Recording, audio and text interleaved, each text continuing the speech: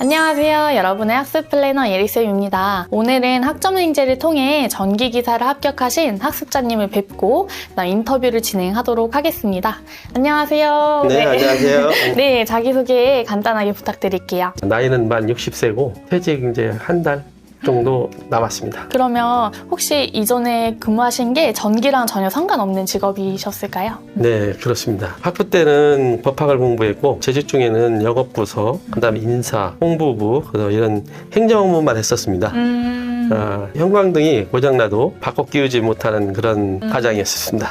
그러시구나. 그러면 어떤 고민이 있어서 전기기사를 따려고 마음을 먹으셨어요? 그동안 그 회사 일만 하면은 월급이 따박따박 나왔어요. 그러다 보니까 회사 동료들, 친구들과 게임 이런 것들을 하고 놀았습니다. 그러던 중 언제부턴가 친구들이 그런 개인 사업을 한다든가 아니면 가족 사업을 한다든가 이러면서 조금 이제 모임이 소홀해졌어요. 그래서 저도 한번 곰곰이 생각을 해보니 뭐 하는 거지? 이런 고민을 하게 됐습니다. 그때부터 뭔가를 해야 되겠다는 그런 어떤 절박함, 퇴직을 이제 2, 3년 남겨두다 보니까 그런 두려움이 좀 앞섰습니다. 앞으로 세상에 나간다는 게 어떤 물가에 내놓는 그런 애기라고 그런 느낌이 확 들었습니다. 그때부터 공부를 시작했습니다. 그러면 학점행제를 하기 전에 전기기사 응시 자격 때문에 막혔던 부분이 어떤 게 있었을까요? 전기기사를 도전하기 전에 먼저 전기기능사를 했었습니다. 전기기능사를 그런 합격을 했는데 내가 왜 전기기사를 했지 하면서 다시 한번 전기기사를 도전하겠다는 그런 주위의 어떤 권유에 의해서 했는데 그러다 보니까 자격이 안 됐습니다. 그래서 이제 학점은행제라는 그런 것을 알게 됐는데 그때 인터넷 검색하는 과정에서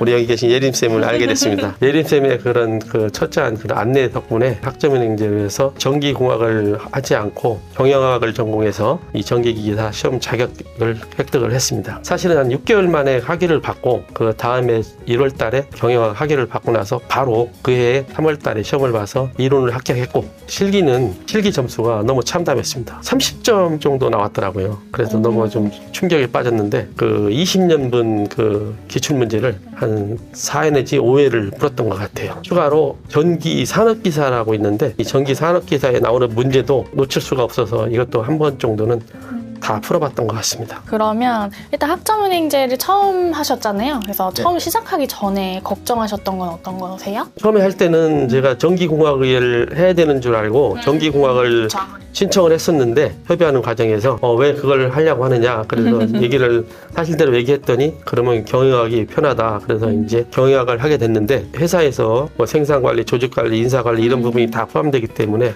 공부하기가 편했고 또 예림 선생님의 어떤 그런 지도, 과제, 그 다음에 문제 유형 이런 것들을 많이 도움을 받아서 85점으로 학점을 받았습니다. 전기기사 필기 준비 방법은 어떻게 하셨는지 궁금하실 것 같아요. 후배분들 또는 준비하실 분들에게 말씀 한마디 부탁드릴게요. 사실 전기기사 비전공자가 하기에는 조금 극한 도전이라고 할까요?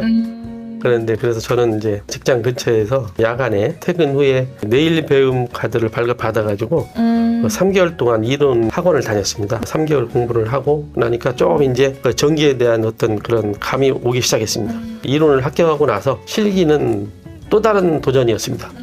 이론과는 또 천지 차이더라고요. 그래서 더 많은 노력을 해서 실기 공부만 한 10개월을 한 것 같습니다. 오래 하셨네. 그래서 밤 11시까지 전기 공부를 하면서 한 10개월을 하다 보니까 회사 친구들도 좀 멀어지고 사회 친구들도 좀 멀어지는 그런 느낌이 들더라고요. 그래서 좀 어려움이 있었지만은 합격하고 나니까 다들 그걸 이해를 해주고 다들 격려를 해주더라고요. 그러면은 필기 준비할 때 가장 좀 어려웠던 힘들었던 과목이 있을까요? 물론 이제 기초가 부족하니까 5과목이 전체가 다 힘들었지만은 그 중에서도 회로 이론하고 자기야학이 필기 공부할 때 제일 어려웠던 것 같아요. 회로 이론이 기본이 되어야지 다른 과목도 좀 수월하게 풀 수 있는 것들이 많았습니다. 그래서 회로 이론을 좀 많이 했던 거 기억이 나고 있습니다. 그러면 일과 조금 학점행제와 전기기사 공부까지 병행하면서 좀 일정 관리를 어떻게 하셨어요? 매일매일 8시에 출근을 합니다. 그러면 5시에 퇴근하는데 퇴근을 하면 바로 학원에 가서 3개월 공부하고 나서 그 다음에 이제 이론을 합격하고 나서는 실기 공부는 도서관에 가서 20년 그런 기출문제를 하나도 빠짐없이 거의 문제를 다 풀어가지고 그 유형을 전부 다 암기를 하다시피 했습니다. 그러다 보니까 마지막 시험 볼 때는 시험 문제가 19문제 나왔는데 1번부터 이렇게 19번까지 딱 보는 순간 이 시험 문제는 나를 위한 시험이었구나 딱 이런 느낌을 받았습니다. 이때 합격한다는 그런 느낌을 받았습니다. 그러면 혹시 학점인지 하면서 또는 뭐 준비하시다가 저의 도움이 조금 있었다라고 느꼈던 부분이 어떤 걸까요? 사실 예림쌤이 없었으면 아마 어려웠을 겁니다. 왜냐하면 처음에 제가 갖고 있는 그런 자격증 이런 것들을 한번 전부 다 들춰내놓고 학점에 반영이 되는 과목을 찾아내는 것도 중요했고, 사실은 그 텔레마케팅 그 관리사가 자격증이 오래전에 딴 게 있는데 이게 전공 18학점으로 인정을 받아서 30학점만 이수해도 학위를 받을 수 있었습니다. 한 학기 만에. 네. 공부 과정에서도 진도 체크하고 과제물을 제출하고 이런 것도 많은 도움이 있었는데, 물론 그 당시에는 AI가 많이 활성화되지 않은 시기였기 때문에 좀 어려움도 있었는데, 지금은 그 사례를, 우리 회사 사례를 직접 적용을 해서 과제를 제출했더니 결과도 아주 좋았던 것 같습니다. 그러면 지금 합격하기 전과 후에 좀 달라졌다고 실생활에서 느끼는 점이 있으셨을까요? 합격 전후는 아주 큰 변화가 있었습니다. 퇴직을 2년 정도 앞두고 있다 보니까 그 당시에는 퇴직에 대한 그런 두려움이 막막했습니다. 사실은 뭘 해서 먹고 살지? 100세 시대라는데 지금 내가 준비한 것은 공무원연금 200 정도만 계산하고 살았는데 그 의료보험료라든가 이런 부분에서 좀 많은 부담이 있었는데, 전기기사를 따고 나니까 학원에서 강의도 할 수 있고 그 어느 기업이든 이런 전기 관련 업체에서는 취업을 할 수 있다는 그런 자신감이 생겨가지고 이제는 퇴직해도 되겠구나, 이제 준비가 됐다, 이런 생각이 자신 있게 들었습니다. 실제로 전기기사를 따고 도움이 되셨던 부분은 어떤 걸까요? 실제로 전기기사를 따고 나서는 전기 관련 업체에서도 좀 문의도 왔고, 그 다음에는 또 학원에서도 전기 관련 자격증 소지자들 업체 추천도 해줬고, 전에 다니던 그런 학원에서도 강의 요청도 들어오더라고요. 그러다 보니까 이제 자신감이 생겨가지고 너무 좋습니다.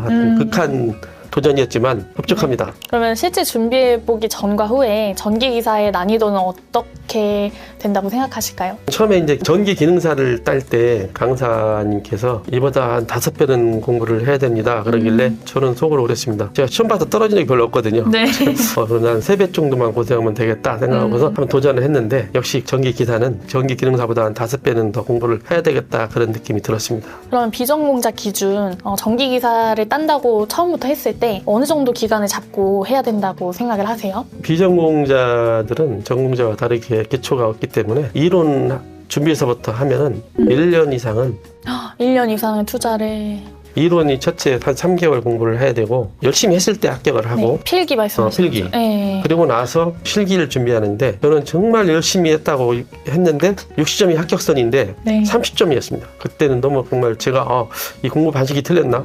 근데 그때 느꼈던 게 뭐냐면 19문제 중에서 대부분이 문제는 아는 문제 같았습니다. 문제를 쓸 수가 없었어요. 풀이 과정을 써야 되는 그런 문제였기 때문에 그런 어려움이 있어서 다시 한번 도전하는 과정에서는 그 유형을 전부 다 이제 문제를 보면은 어떻게 푼다, 이런 것들이 탁탁탁 나오더라고요. 그러면은 실기 부분이 훨씬 더 많이 투자를 해야 그렇습니다. 되네요. 그러면 총 1년 정도 1년은 잡아야 될 것 같습니다. 그러면 이 전기기사와 학점일지 조합은 누구에게 추천을 좀 하고 싶으실까요? 저는 지금도 추천을 좀 하고 있는데, 직장에서 50, 한 3, 4세 아니면 늦으면 55세 이런 직원들이 시작하면은 아주 좋을 것 같습니다. 왜냐면은 60 넘으면 사실 취업의 길은 좀 사실 어렵습니다. 그런 것들을 생각한다면은 늦어도 55세 전에는 시작해서 56세, 7세 때 합격을 하면 아마 아주 훌륭한 자격증이 될 것 같습니다.